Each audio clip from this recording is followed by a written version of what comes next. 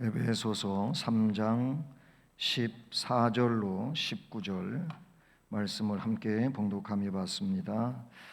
이러므로 내가 하늘과 땅에 있는 각 족속에게 이름을 주신 아버지 앞에 무릎을 꿇고 비노니 그의 영광의 풍성함을 따라 그의 성령으로 말미암아 너희 속사람을 능력으로 강건하게 하시오며 믿음으로 말미암아 그리스도께서 너희 마음에 계시게 하시옵고 너희가 사랑 가운데서 뿌리가 박히고 터가 굳어져서 능히 모든 성도와 함께 지식에 넘치는 그리스도의 사랑을 알고 그 너비와 길이와 높이와 깊이가 어떠함을 깨달아 하나님의 모든 충만하신 것으로 너희에게 충만하게 하시기를 구하노라. 아멘. 할렐루야. 네, 수요 예배 나오신 여러분 모두에게 이 시간에도 또 말씀을 통해서 하나님의 음성을 듣는 복 있는 시간 되기를 주님의 이름으로 축복합니다. 아멘. 뭐 가을 더위라고 며칠 전에 이야기하고 대구가 110 몇 년 만에 31점 몇 도까지 올라갔었다고 하더니 그냥 며칠 사이에 갑작스럽게 날씨가 찬 기온으로 바뀌었습니다. 오늘부터는 날씨가 또 조금 올라가서 어제와 같지는 않다고는 하는데 어쨌든 감기 조심하시고요. 또 어르신들은 인플루엔자 독감 백신 주사를 맞으시는 계절이 돼가지고 또 주사 맞고 몸살이 약간 올 수 있어서 괜히 걱정들 하고 계시는데 그걸 맞음으로 한겨울을 그래도 큰 독감에 시달리지 않고 잘 지내갈 수 있다는 또 그런 생각을 가지고 자기 그 때가 되면 그때 주사 맞는 일은 잘 해야 됩니다. 저도 어저께 병원에 갔다가 그냥 갑작스럽게 독감 주사를 저는 어저께 맞았어요. 어저께 원래는 다음 주간에 맞게 돼 있는데 그냥 맞고 가시라고 그래가지고 어제 맞았거든요.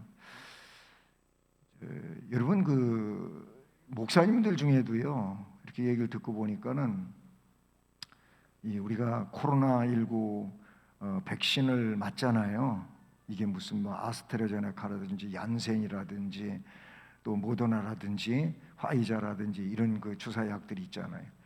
이거 맞으면 절대 안 된다고 그러는 목사님들도 있나 봐요. 그 약물 속에 무슨 베리칩이 들어갔대나 뭐가 들어갔대나 그거 맞으면은 사탄한테 붙들리는 거가 된다고 그렇게 설교를 하는 목사님들도 있다 그래요. 잘못된 거죠.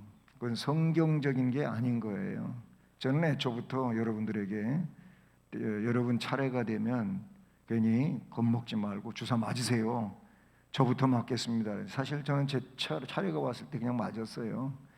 그리고 아무 이상 없이 1, 2차 다 맞고 지금은 당당한 증명서를 갖고 그렇게 있는데 어쨌든 이런 것들은 사실은 이게 영적인 문제가 아니에요. 이건 육적인 문제예요. 우리 육신에 관계된 문제라 그런 얘기예요. 그런데 이걸 자꾸 영적인 것과 연관을 시키려고 하는 이런 이들이 없지 않아 있는데 그렇지 않습니다. 우리의 육신을 보호하기 위해서 맞는 거지 이것 때문에 무슨 사탄의 노예가 되고 그런 거 전혀 아니란 말이에요. 이상한데 연루돼 가지고 아주 어려움을 겪는 이런 이들도 없지 않아 있다 하는 얘기를 잠깐 드려봅니다.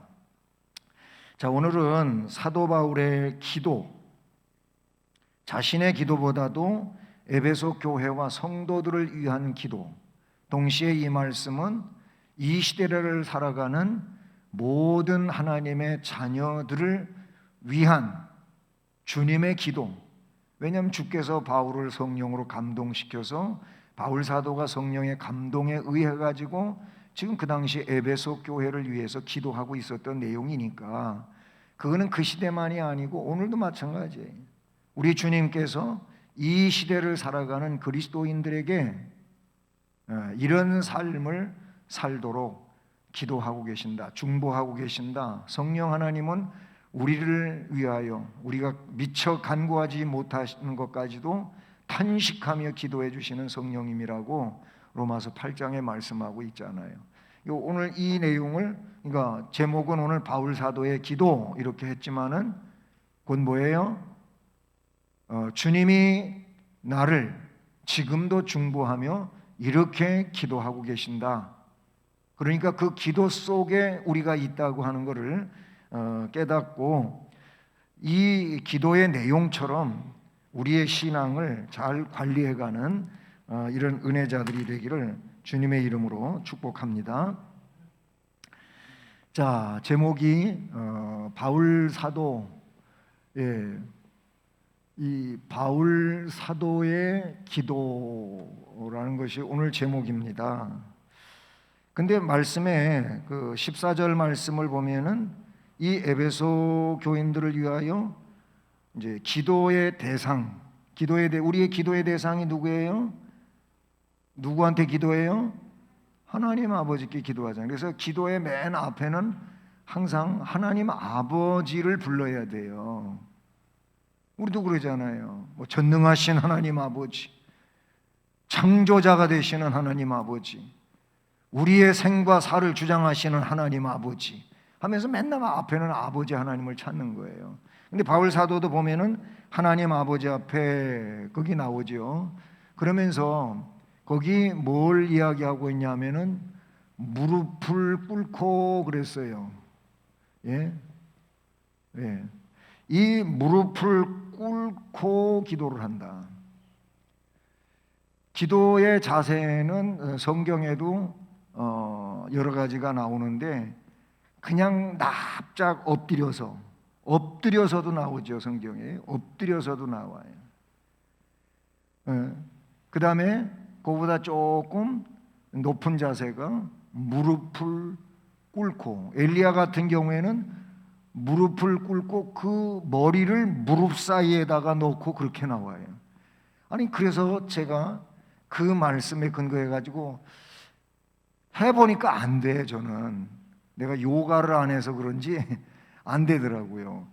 여러분 무릎을 꿇어 가지고 내 머리를 무릎 사이에다가 집어넣는 일은 아마 서커스를 하는 사람은 할 수 있을 것 같아요. 그 사람들은 뭐 뒤로도 이렇게 몸이 그냥 동그랗게 되니까 뭐 앞으로야 뒤로 하는 것보다 쉽지 않겠어요. 근데 정말 몸이 유연하고 그러신 분들은 이 머리가 무릎 사이로 무릎을 꿇은 그 사이로 들어가는지 모르겠지만은 어쨌든 이 무릎 꿇는 게 나와요. 무릎 꿇고, 엘리야는 무릎 꿇고 머리를 무릎 사이에다 놓고 그랬는데, 그 다음에가 이거 말고 무릎을 꿇고 반 서는 거죠. 무릎을 꿇고 이렇게 쭉 앉는 게 아니고 엉덩이를 들고 무릎 꿇은 자세로 서는 거, 그런 자세가 나와요. 성경에 나오는 거예요. 그것도요. 그리고 그 다음에는 서서 기도하는 것도 나와요. 이런 자세들이 있는데 제일로 성경에서 강조되어지고 있는 자세는 무릎을 꿇고예요. 이 무릎을 꿇고 기도하는 거예요. 우리 새벽 기도실도 바닥이었잖아요. 그렇죠? 뭐 이게 10여 년도 안 되죠.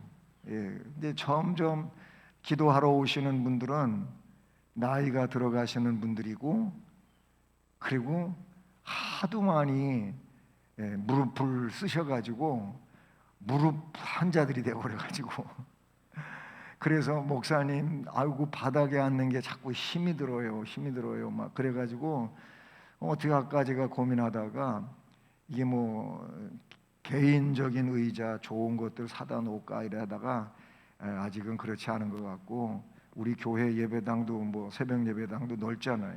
그래서 절반은 의자를 놓고 절반은 그냥 바닥으로 놔둬야 되겠다. 맨 첫 번에 그랬어요. 지금은 뭐 코로나가 돼가지고 다 거리 두느라고 그렇게 의자를 흐트러 놨습니다만은 의자를 놓은 거예요. 이 장의자, 옛날 예배당에서 쓰던 지금 이런 의자 말고 그거를 그 전에 다른 또 어려운 교회를 많이 줬잖아요.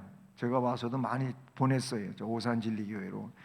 그래가지고 남아 있는 걸 여기저기 다 있는 걸 주워다가 딱 놓으니까 딱 맞는 거예요. 저게가 남아 있는 의자가 거기 아주 제가 원하는 대로 절반에 딱 맞아요.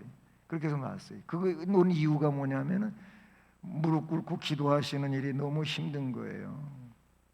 그래서 의자에 앉아서라도 무릎 꿇는 마음으로 기도하시라고. 이 무릎 꿇고 말씀에 보니까 바울 사도가 아버지 하나님 앞에 무릎을 꿇고 기도를 하는데 이 기도의 내용 가운데 가장 오늘 기도의 내용을 설명하는 건데요. 근데 그 중에서도 가장 중요한 게 앞부분에 나오는데 그게 뭐냐면은 속 사람에 대한 단장이라는 거죠. 그래서 이 앞에 이거 설명한 거는 여러분 무릎을 꿇을 수 있으면 꿇는 게 좋고요. 그렇지 못하다면 이 무릎 꿇는 마음으로 그런 심령 상태로 기도를 해야 돼요. 기도는 건성건성건성하는 게 아니에요. 기도는 예수님이 겟셋마네 동산에서 기도하셨던 것처럼 겟셋마네 동산의 기도는 어떤 기도냐면은 짜내는 기도예요. 짜내는 기도. 거기다가 앞에다 하는 걸 하나 더 수식한다면 쥐어 짜는 기도. 이게 겟셋마네 기도라고 그렇게 설명할 수가 있어요. 뭘 쥐어 짜는 거예요? 예? 뭘 쥐어 짜냐면은요, 심령을 쥐어 짜야 돼요. 이 심령을 애타는 마음으로 쥐어 짜다가 보면은 나도 모르게 이마에서 땀이 흐르고 가슴 등에서 땀이 흐르고 그러다가 보다 더 감동이 되면은 눈물이 짜지고 그러는 거예요. 자, 그런데 첫 번째 기도가 뭐냐면은 속 사람에 대한 게 나와요. 이 속 사람을 뭘로? 능력으로, 강건하게, 이게 첫 번째 나오는 내용이라고 볼 수가 있죠. 기도를 쭉 하면서 나타난 게 그거예요. 이러므로 내가 하늘과 땅에 있는 각 족속에게 이름을 주신 아버지 하나님, 즉 아버지 앞에 무릎을 꿇고 기도를 하는데 그 영광의 풍성함을 따라 그의 성령으로 말미암아 너희 속 사람을 능력으로 강건하게 하시오며. 사실은 이게 수식되어진 내용들은 좀 길지요. 영광의 풍성함을 따라 그의 성령으로 말미암아 너희 속 사람을 능력으로 강건하게 하시오며. 여기서 성령의 능력으로가 나와요. 성령의 능력으로.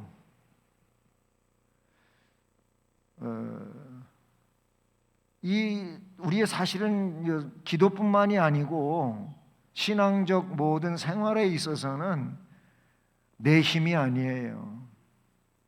성령의 능력이에요. 내가 봉사를 하는 것도, 내가 심지어 이렇게 기도를 하는 것도 성령의 능력으로 하는 거예요. 이 성령의 능력을 힘입지 않으면은 자꾸 인간적인 지식을 가지고 하려고 하는데, 저는 그런 기도를 하지 않기를 원해요. 우리 성도들도 마찬가지예요. 특별히 대표 기도하시는 분들은 자꾸 지식적으로 기도하려고 하지 말고, 기도를 그래서 준비하라고 하는 이유가 뭐냐면 자꾸 지식적으로 기도를 준비하라는 게 아니에요. 물론 그 지식마저도 성령의 능력 속에 있어야 되거든요. 그러니까 내가 대표를 해서 기도를 하든 내가 개인적인 기도를 하든 이 성령의 능력으로 기도가 되어져야 되는 거예요. 우리가 뭐 주일날 예배 드리잖아. 예배 드릴 때 앞에 나오셔서 기도하시는 분들이 정해져 있고 그분들이 기도를 하는데, 여러분이 다 기도를 들어보시면 뭐 기도를 듣고 평가를 하라는 그런 의미로 말씀을 드리는 건 아니고, 기도를 여러분들이 들으시잖아요. 들으면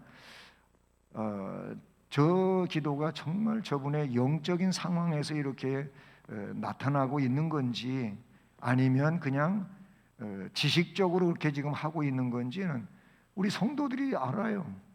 안다고요. 바울 사도는 그랬어요. 속 사람이 능력으로 강건하게 되는데 그 능력은 성령의 능력이에요.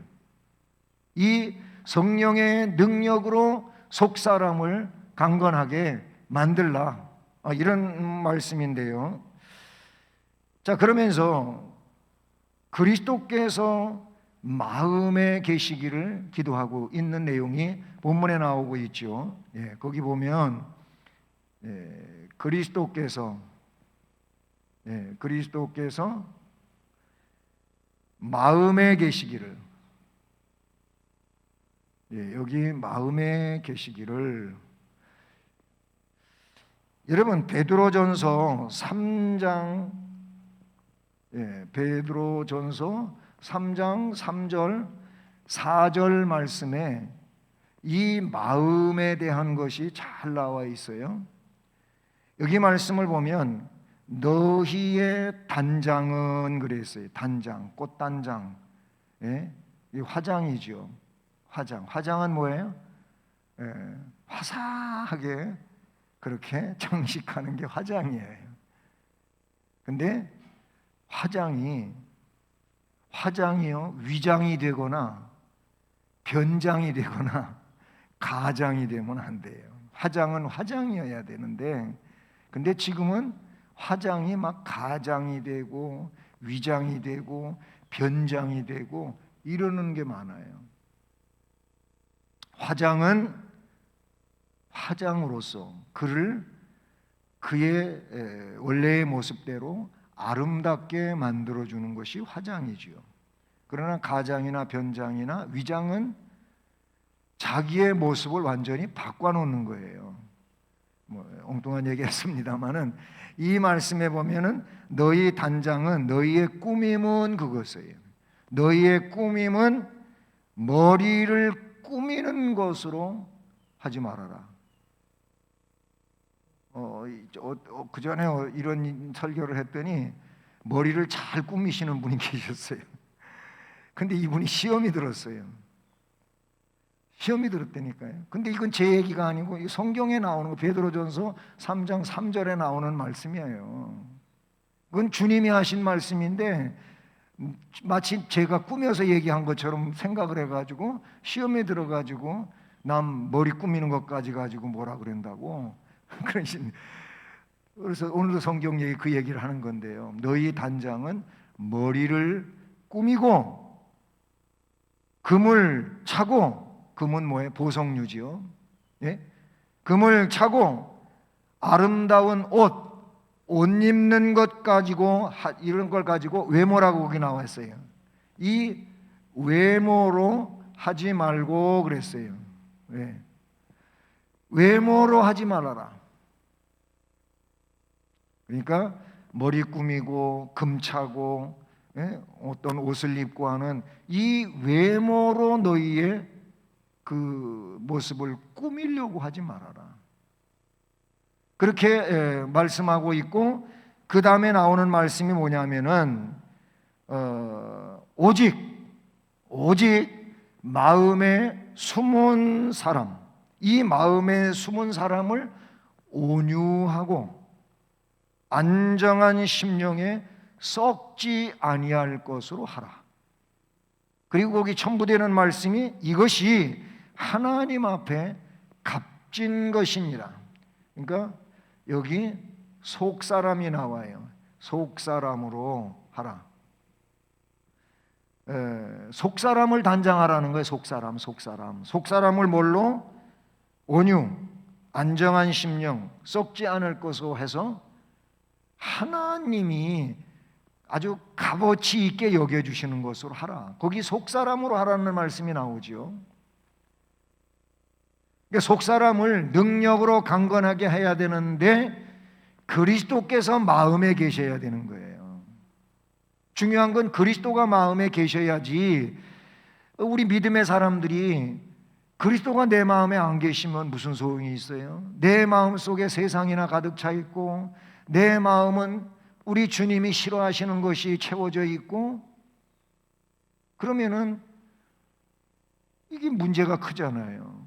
그래서 바울 사도가 첫 번째로 기도하는 내용에 속사람을 능력으로 강건하게 하는데 그 중에 그리스도께서 마음에 계시기를 원한다.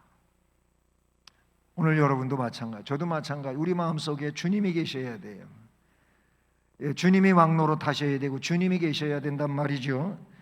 그 다음에 두 번째로의 이 능력으로를 강건하게 하는 데서 기도가 사랑 가운데서, 이 사랑 가운데서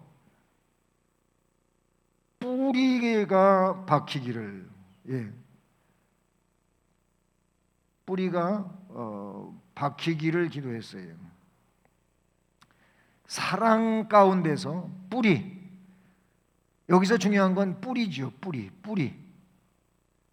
뿌리가 박히기를 원한다. 결국 뭐예요? 속사람이 능력으로 강건하게 되기 위해서는 우리의 신앙적 내용이 사랑에다가 뿌리를 내려야 돼요. 사랑에다가 뿌리를 박아야 돼요. 사랑에다가 뿌리를 내리지를 못하면은 자꾸 다 모든 게 뭐냐면 형식적이 돼버리고 말아요. 우리가 봉사를 하든 헌금을 하든 예배를 드리든 그 뭘 하든 사랑에다가 뿌리를 내리질 못하면은요 뭐가 된다? 형식적이 돼버리고 말아요.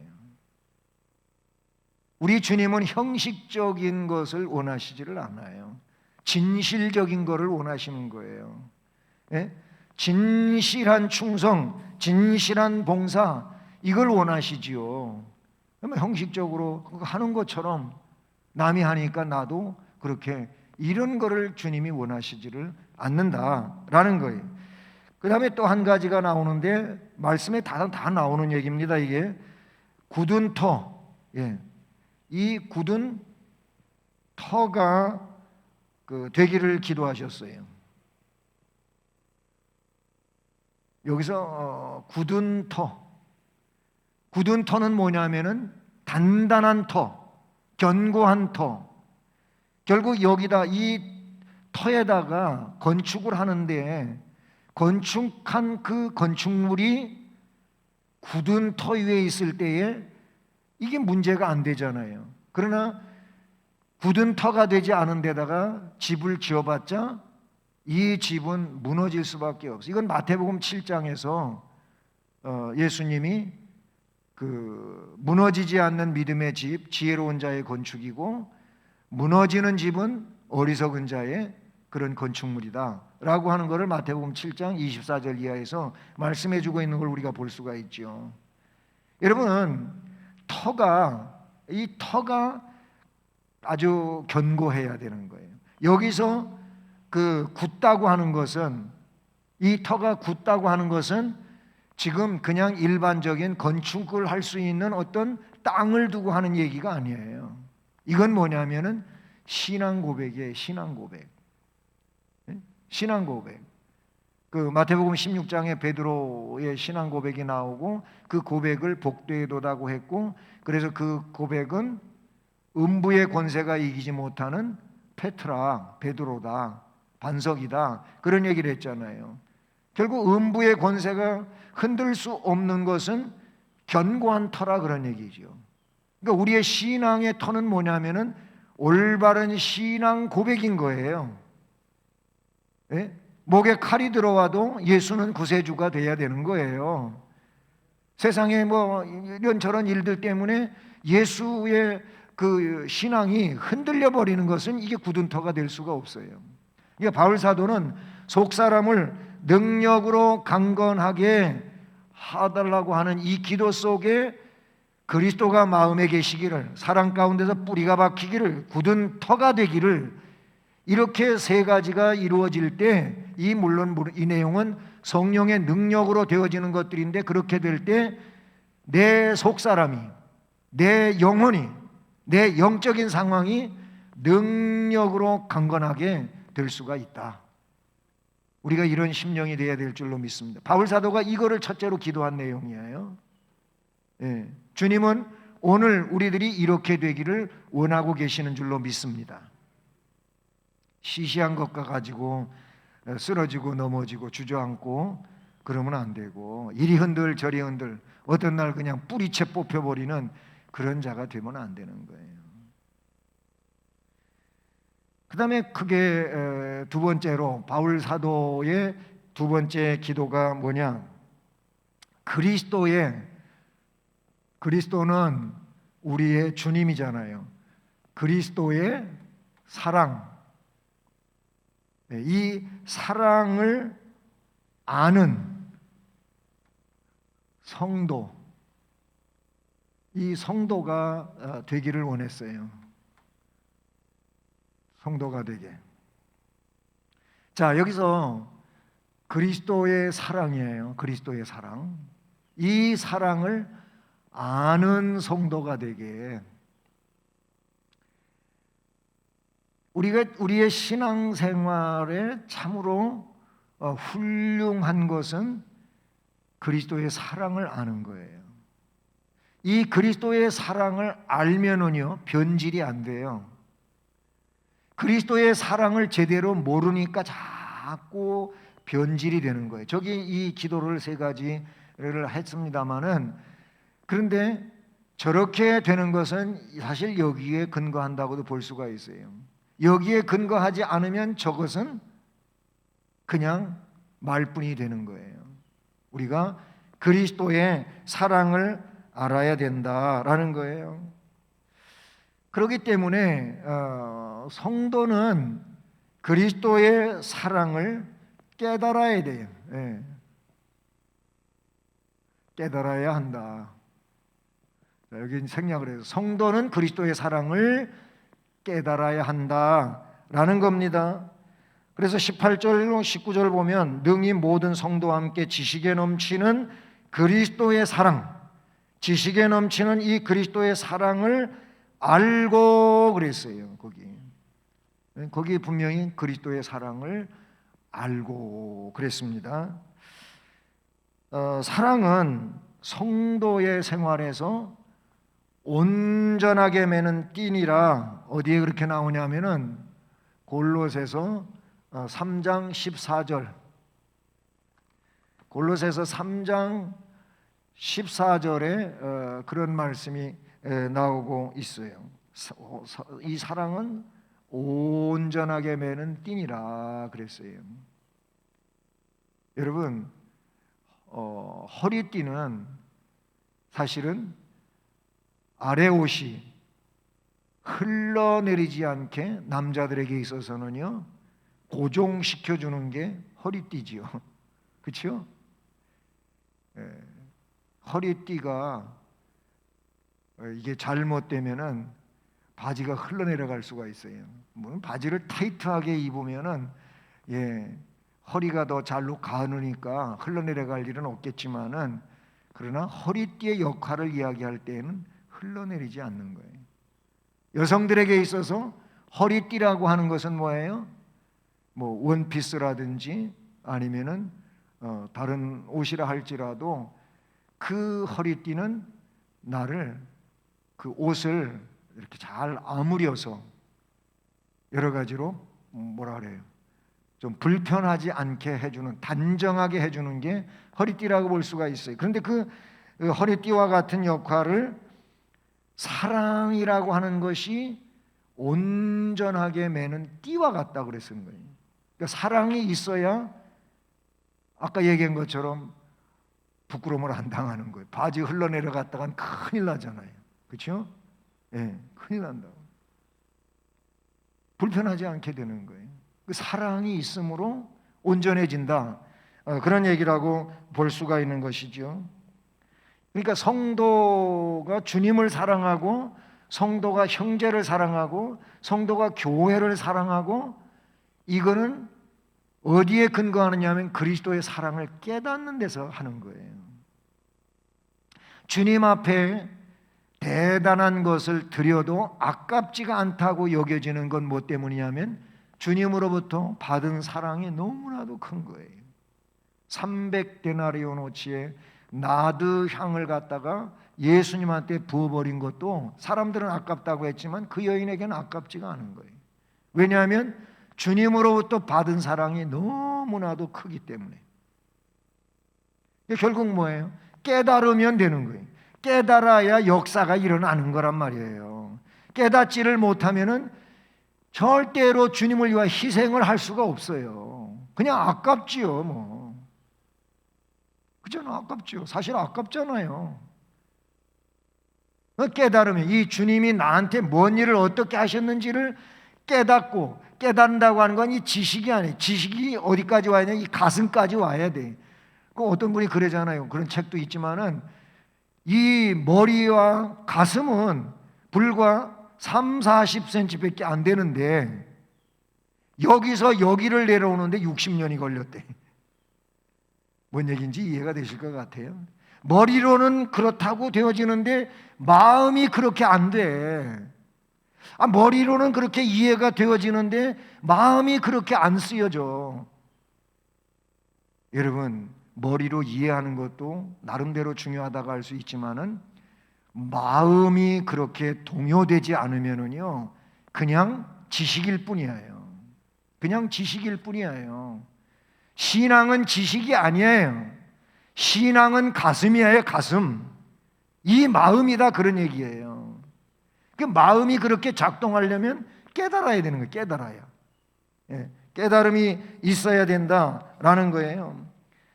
로마서 5장 8절은 이렇게 말하고 있어요. 우리가 아직 죄인이었을 때, 의인이 된 다음이 아니고 우리가 아직 죄인이었을 때 그리스도께서 우리를 위하여 죽으심으로 하나님께서 우리에 대한 자기의 사랑을 확증하셨느니라.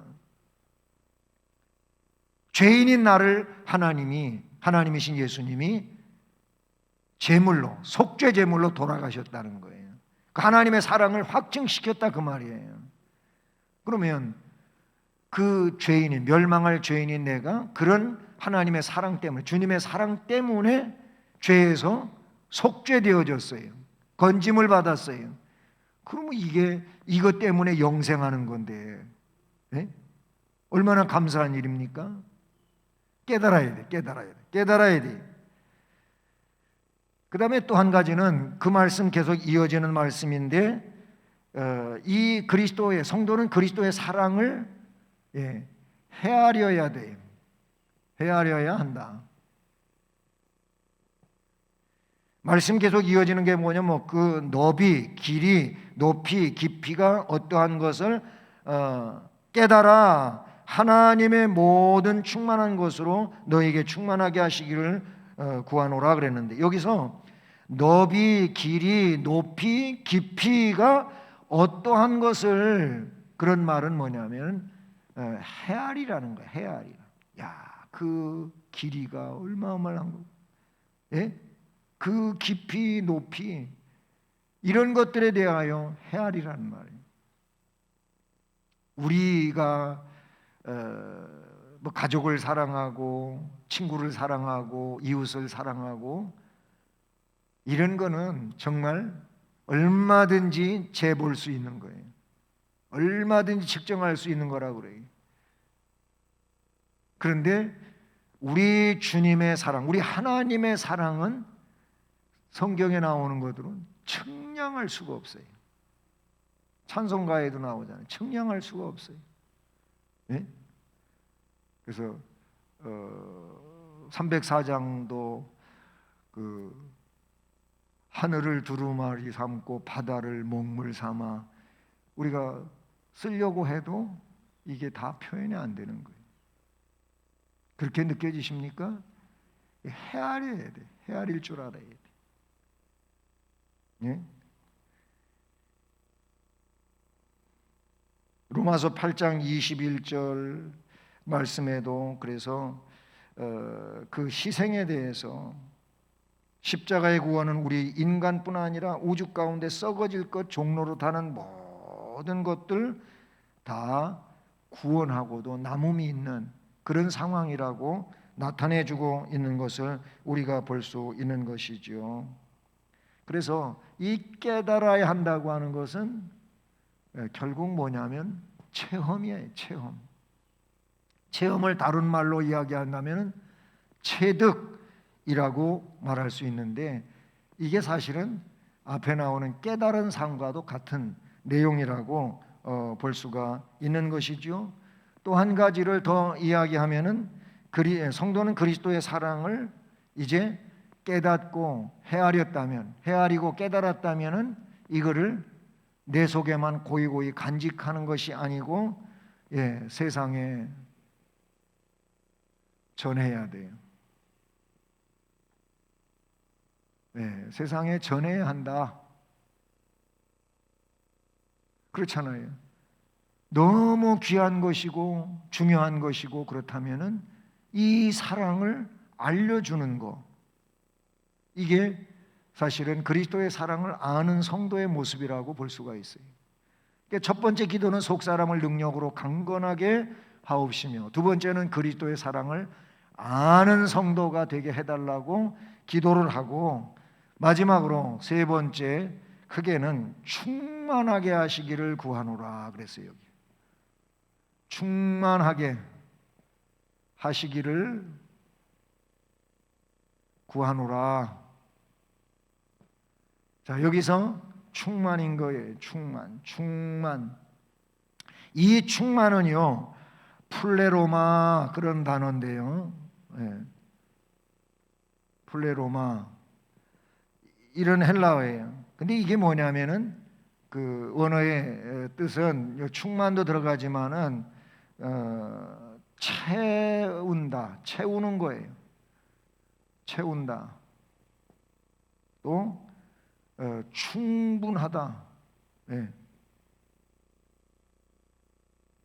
이 채운다, 충분하다, 이 말은 어떤 의미냐면 전체적으로 완전한 분량,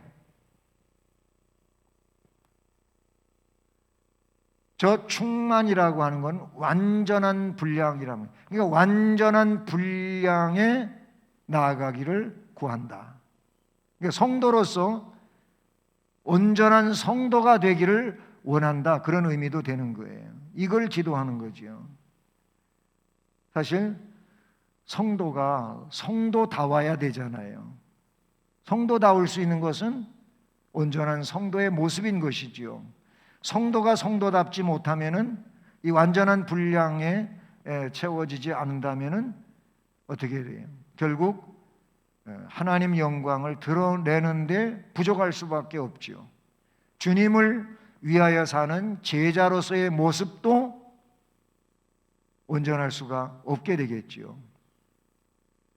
그래서 세상 속에서 이렇게 막 손가락질을 당하고 하는 그 이유도 결국은 부족한 면이 있어서 그러는 거예요. 우리가 완전할 수는 없어요. 완전할 수는 없지만은 세상 사람들이 볼 때에 좀 더 나보다는 너는 좀 더 나아야 되지 않느냐, 이런 식이거든요. 우리 성도들이 너는 교회 다니잖아. 그러니까 교회 안 다니는 나보다 너는 좀 그래도 더 높은 레벨에 있어야 되는 거 아니냐, 그런 의미예요. 그러니까 그런 의미로 이해를 하고 그 사람을 나무랄 일이 아니고, 저는 뭐 아주 형편없으면서 이러지 말고 뭐예요? 그래, 내가 그래도 교회 다니고 하나님의 자녀니까 자기보다는 내가 그래도 더 훌륭하기를 원하는구나, 이런 의미로 이해를 하고 그분을 불쌍히 여기면서 기도해 줘야 되겠죠. 이게 아름다운 성도의 모습이라고 볼 수가 있어요. 그래서 오늘 그 마지막 절 19절, 하나님의 모든 충만하신 것, 하나님의 모든 충만하신 것으로 너희에게 충만하게 하시기를 구하노라 그랬어요. 이건 앞에 1장 23절엔 이런 내용으로 나왔었죠. 교회는 그의 몸이니, 우리 교회는 그의 몸이니 만물 안에서 만물을 충만하게 하시는 이의 충만함이니라. 이런 말씀으로 나왔었어요. 그리고 이제 4장에 넘어가서도 살펴볼 내용이지만 4장 13절에 보면은요, 이렇게 말씀하고 있잖아요. 하나님 아버지는 그의 자녀된 성도들이 언제나 충만하시기를 원한다는 거예요. 예. 자, 그런데 우리가 다 하나님의 아들을 믿는 것과 아는 일에 하나가 돼서 온전한 사람을 이루어 그리스도의 장성한 분량이 충만한 데까지 이르리니, 그리스도의 장성한 분량이 충만한 데까지, 거기도 충만이 나와요. 요한복음 1장 16절도요. 우리가 다 그의 충만한 데서 받으니 은혜 위에 은혜로라. 충만한 데서 받으면 은혜 위에 은혜가 될 것입니다. 골로새서 1장 19절은 아버지께서는 모든 충만으로 예수 안에 거하시고 예수 안에 완전한 분량이 있다, 그 말이잖아요. 마지막 골로새서 2장 9절은 그 안에는, 예수 안에는 신성의 모든 충만이 육체로 거하시고, 신성의 모든 충만이 육체로 거하신다고 하는 그분은 완벽하신 성육신자라는 것을 가르쳐주고 있는 것을 볼 수가 있죠. 근데 중요한 것은 오늘 바울 사도의 기도인데, 바울 사도는 오늘 저와 여러분이 어떻게 되기를 원하냐면 속 사람을 능력으로 강건한 자 되기를 기도했어요. 이 기도에 힘입어야 되겠죠. 이 기도에 부응해야 되겠죠. 두 번째, 그리스도의 사랑을 아는 성도가 되기를 원했어요. 우리는 그리스도의 사랑을 알아서 성도로서 어떤 일에도 변질되지 않는 이런 은혜자가 되기를 바라고요. 마지막 한 가지는 충만하게 되기를 기도했어요. 충만한 자 되기를 바랍니다. 성령 충만, 말씀 충만, 믿음 충만, 사랑 충만, 충만해야 돼요. 우린 충만해야 돼요. 이 충만하지 못하면, 덜 채워지면은 흘러 넘칠 수가 없어요. 채워져야 넘쳐나는 거예요. 채워져야 되는 거예요. 그래서 이 충만이라고 하는 단어는 흘러 넘친다, 여기는 뭐 채운다, 충분하다 이런 의미로 단어의 뜻이 플레로마가 그렇지만은 이 자체는 뭐냐면, 충만한 게 뭐냐면 흘러 넘치는 거예요. 그 창세기에 요셉에 대한 기도가 나와요. 야곱이 요셉을 축복하는 기도가 나오는데 요셉의 가지는 담을 넘어, 이런 말이 나와요. 결국 뭐냐면 자기 울타리 안에서만이 아니고 울타리를 넘어서 이웃까지 가버리는 거예요. 이게 요셉에게 주어진 축복이에요. 이 복이 되기를 바랍니다.